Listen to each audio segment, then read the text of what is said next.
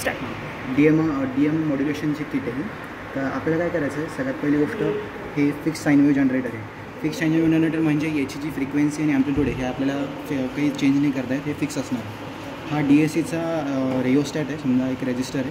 हे याला असं फिरवायचं आणि याला मिडल व्हॅल्यूमध्ये सेट करायचं. ठीक आहे. याच्यामधून हे DACचं आउटपुट हे पण आपल्याला बघायचं आहे.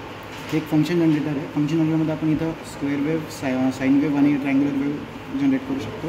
तर आपल्याला याच्यामधून हे फिक्स साईन वेव्ह जनरेटर बघायचं आहे आणि याच्यामधून स्क्वेअर वेव्ह बघायची आहे. स्क्वेअर वेव्हची फ्रिक्वेन्सी 1 किलोहर्ट्झ ठेवायची आहे. फिक्स साईन वेव्ह जनरेटरची ठेवायची काही गरज नाही. त्याच्यानंतर हे ग्राउंड कनेक्शन हे एवढं याची काही गरज नाही आपल्याला फक्त A आणि Bचं कनेक्शन करायचं आहे. ठीक आहे. नंतर आपल्याला DM आउटपुट आणि S क्लॉक पण ऑब्झर्व करायचं आहे.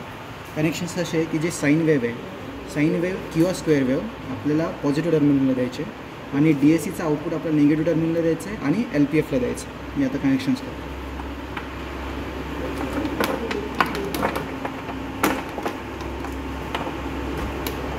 ठीक आहे. सगळ्यात पहिले साईन वेव्ह करू. साईन वेव्ह द्यायला पॉझिटिव्ह टर्मिनलला. ठीक आहे.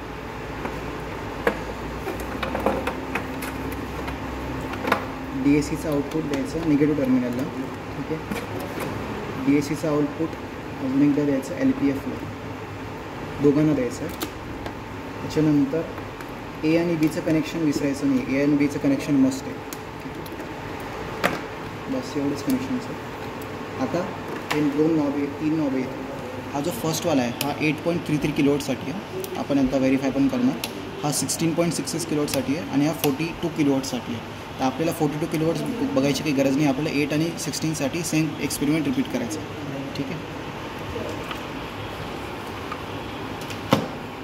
आता आपण पहिले ही फिक्स साईन वेव्ह बघू. फिक्स साईन वेव्हसाठी ऑसिलोस्कोपचा पॉझिटिव्ह इथे लावला आणि ग्राउंडला लावला. आता ही फिक्स साईन वेव्ह आहे, याचं मेजरमेंट आपण घेऊ शकतो. हे सध्या 1 किलोवॉट दिसतं आणि 28 वोल्ट पिक टू पिक दिसतं. ठीक आहे. आता काय करायचं, फिक्स साईन वेव्ह बघितल्यानंतर आपण DM आउटपुट बघायचं.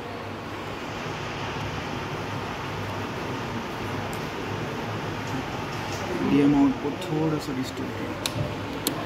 जेव्हा आपण कोणतंच बटन इथं स्विच नसलेलं केलेलं तेव्हा आपलं आउटपुट सगळं डिस्टॉर्टेड येतं. आता मी काय करतो, 8 किलोवॉटचं चालू करतो. ठीक आहे. 8 किलोवॉटचं चालू केल्यानंतर हे माझं DM आउटपुट आहे, याचे मेजरमेंट घ्यायचं. समजा क्लॉक वगैरे जे मेजरमेंट्स घ्यायचे ते घ्यायचे. त्याच्यानंतर आपण S क्लॉक बघायचं. ठीक आहे. S क्लॉकचे पण मेजरमेंट्स घ्यायचे. त्याच्यानंतर बघायचं आपल्याला LPFचं आउटपुट.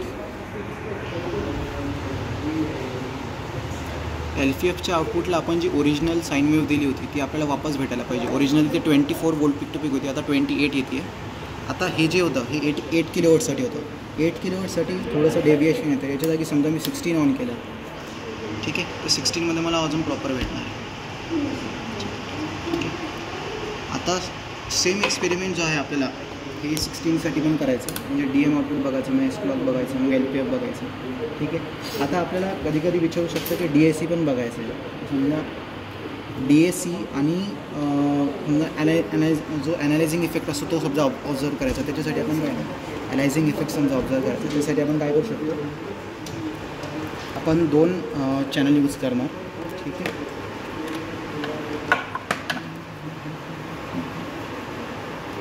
ओके. एक चॅनल समजा पॉझिटिव्ह टर्मिनलला द्यायचं, एक चॅनल निगेटिव्ह टर्मिनलला द्यायचं. सगळ्यात सोपं आहे.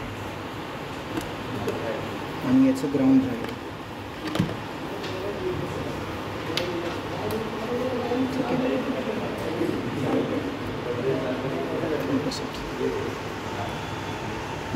आता बघू शकतो आपण 8 किलोवॉटसाठी चॅनल 1 आणि चॅनल 2. ठीक आहे. चॅनल 2चा लावून देतो.